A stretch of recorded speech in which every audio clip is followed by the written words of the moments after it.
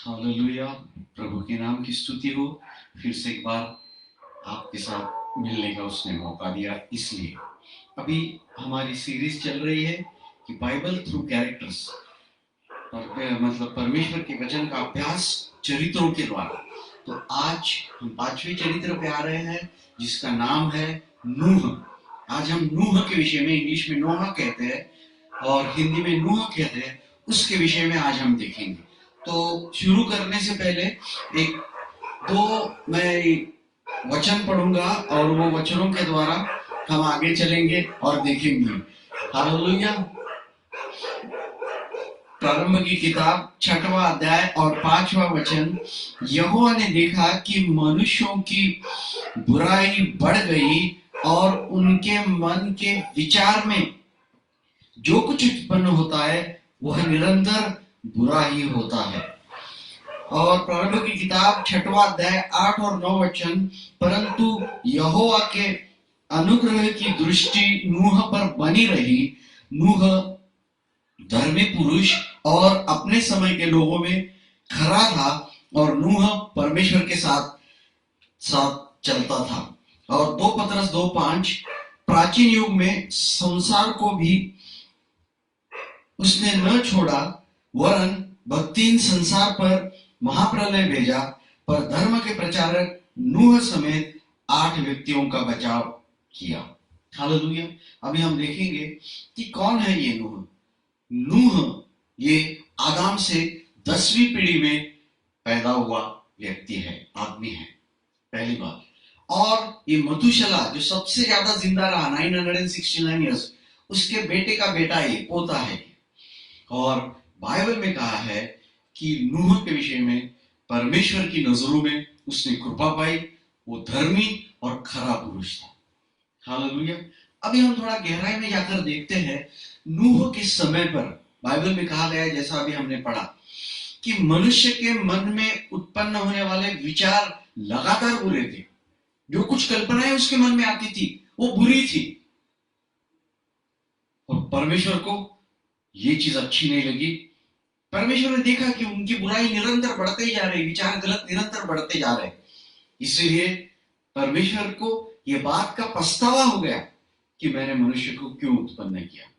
और फिर परमेश्वर ने सोचा मन में कि मैं इस मनुष्य को जो बनाया हूं, मनुष्य जाति को, सबको, और जो पशु पक्षी प्राणी सबको पृथ्वी पर से मिटा दूंगा। परंतु ये बात परमेश्वर ने नूह को बताई कि मैं बहुत बड़ा बाढ़ लाने वाला हूं, सभी लोग मर जाने वाले हैं। तू अपने लिए एक जहाज बना और जब मैं बोलूंगा उस जहाज में तू चले जाना और बाढ़ से तू बच जाएगा। ये परमेश्वर ने नूह को बताया था। तो अभी थोड़ा गहराई में जाकर हम उसका जो है स्टडी करते हैं, अभ्यास करेंगे। सबसे पहली बात, बाइबल में कहा है कि प्रारंभ की किताब 6वां अध्याय और 5वें वचन में अभी हमने पढ़ा, मनुष्य के मन में आने वाले विचार लगातार निरंतर गलत थे और मनुष्य की बुराई बहुत बढ़ गई। कई बार हम ऐसा सोचते हैं कि जब हम प्रत्यक्ष कृति करते हैं तो ही पाप होता है। मन में विचार आए तो कुछ नहीं, उससे बुरा थोड़ी है, वो थोड़ी गलती है, वो थोड़ी पाप है। मगर ऐसा नहीं है।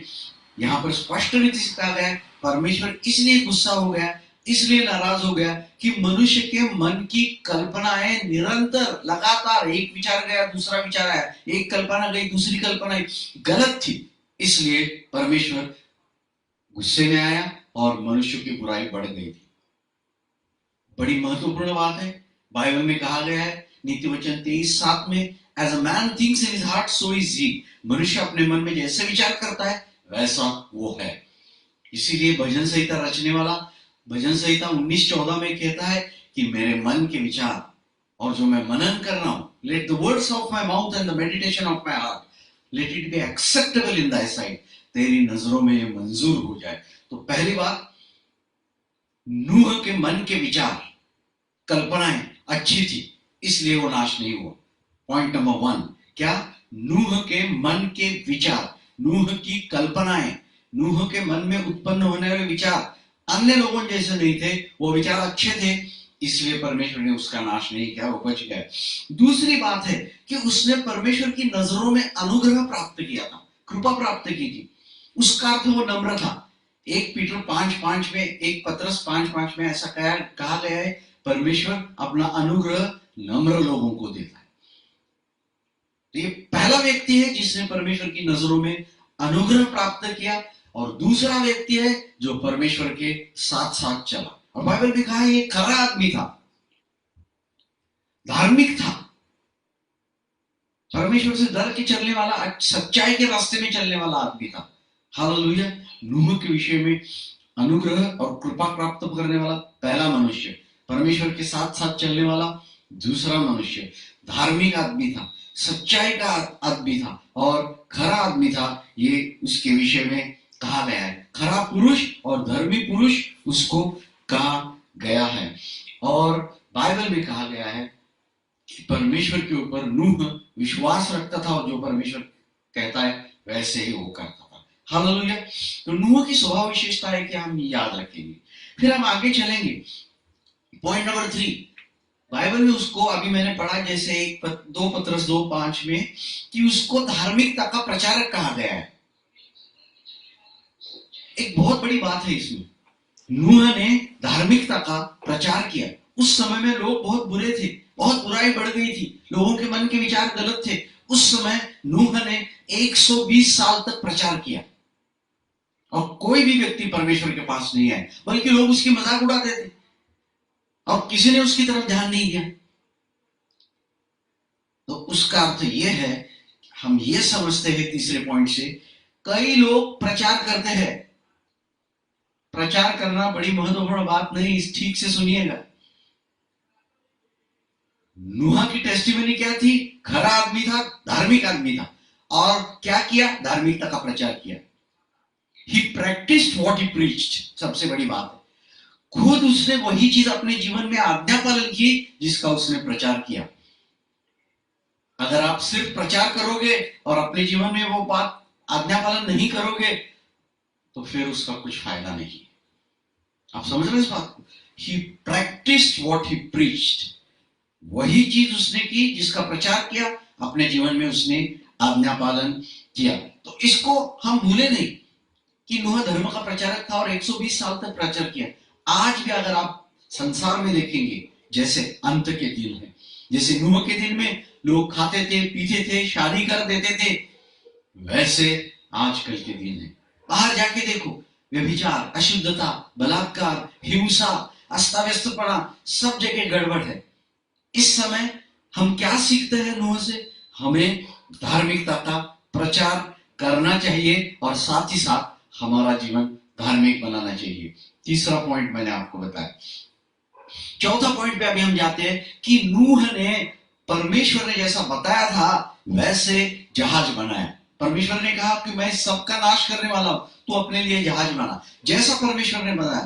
330 और 50, 300 हाथ उसकी लंबाई थी, 30 हाथ उसकी ऊंचाई थी और 50 हाथ उसकी चौड़ाई थी। जैसा परमेश्वर ने कहा वैसा नूह ने बनाया। और उसको केवल एक ही दरवाजा था, 3 माले थे, उसको ये सब नूह ने बनाया।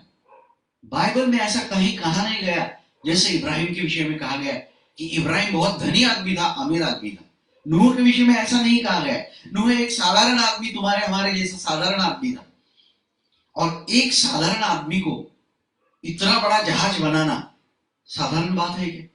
उसने जो कुछ भी पैसे संपत्ति जमा की थी सब किस में लगाई? जहाज बनाने में। आप इस बात को समझ रहे? साइप्रस वुड का जहाज बनाया उसने, सब चीजें उसमें अंदर बनाई, अंदर बाहर से डामर लगा दिया उसने। ये सब चीजें खर्च करने के लिए उसने जो कुछ भी कमाया था सब कुछ खर्च कर दिया। आमीन, हालेलुया। एक बात बताऊं, जब भी परमेश्वर की सेवा करनी होती है कई बार हमें अपने जेब से भी पैसे डालने पड़ते, तब नाराज मत होना। नूह ने क्या किया? पैसे किसके रिफंड मांगने के लिए गया था क्या? नहीं। क्या किया उसने? अपनी जेब से पैसे लगा के जहाज बनाया। हालेलुया। दूसरी बात है कि उस जहाज में परमेश्वर ने जैसे कहा 8 व्यक्ति थे, नूह, उसकी पत्नी, 3 बेटे और उनकी 3 पत्नियां। 8 लोग थे, 8 के 8 बच गए। प्रेरितों के काम 16वां अध्याय 31 वचन में लिखा है, अगर तू विश्वास करेगा तो तू और तेरा घराना उद्धार पाएगा। यहां पर हम देखते हैं नूह के साथ जो और 7 व्यक्ति थे जो बाढ़ से, पानी से बच गए थे, वो नूह के कारण बच गए, उसके विश्वास के कारण। तीसरी महत्वपूर्ण बात है, जब बाढ़ आया, जब पानी आई, ये जहाज में थे। बाहर क्या था? पानी था। बाहर क्या थी? मृत्यु थी। बाहर क्या थे? रोना, अकान चल रहा था, क्योंकि पानी सबको नष्ट करते जा रहा था। और जहाज में क्या था? सुरक्षित था। नोहा के साथ जो 7 लोग थे। तो ये जहाज किस चीज का दर्शक है? मंडली का दर्शक है, चर्च का दर्शक है, कलसिया का दर्शक है। याद रखें, जब तक आप चर्च में हो, कलसिया में हो, मंडली में हो, आप सुरक्षित है। बाहर क्या है? मृत्यु, पश्चाताप, गड़बड़, बुरा लगना, सभी चीजें चल रही है। पानी आया, सब के सब चिल्लाते चिल्लाते मर गए, परंतु जो जहाज में थे वो सुरक्षित थे। हालेलुया। इसी में आपकी सुरक्षितता है कि आप क्या करें? आप जहाज में बने रहे। जहाज को केवल एक ही दरवाजा था।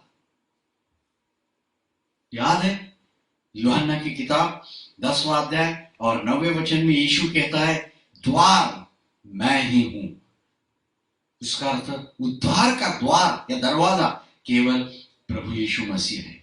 और लास्ट पॉइंट है कि जैसे जहाज में चढ़ गए, 40 दिन 40 रात जब बरसात चालू हो गई, पानी जमना चालू हो गया, जैसे जैसे जैसे पानी बढ़ते गया, जहाज ऊपर ऊपर चलता गया। जैसे पानी बढ़ा, जहाज ऊपर गया। एक दिन ऐसा आएगा कि जब बाहर मृत्यु, रोना, पाप, सब चीजें बढ़ती जाएगी, प्रभु यीशु मसीह अचानक आएगा और मंडली को उठा के ऊपर ले जाएगा। हालेलुया। इस बात को आप समझ जाओ। तो ये 4 चीजें मैंने आपको जहाज के बारे में बताई, इनको हम याद करें कि आपका परिवार आपके विश्वास के कारण बच सकता है, आपकी सुरक्षितता मंडली में है, और परमेश्वर का काम करने के लिए कई बार हमें पैसे लगाने पड़ते हैं।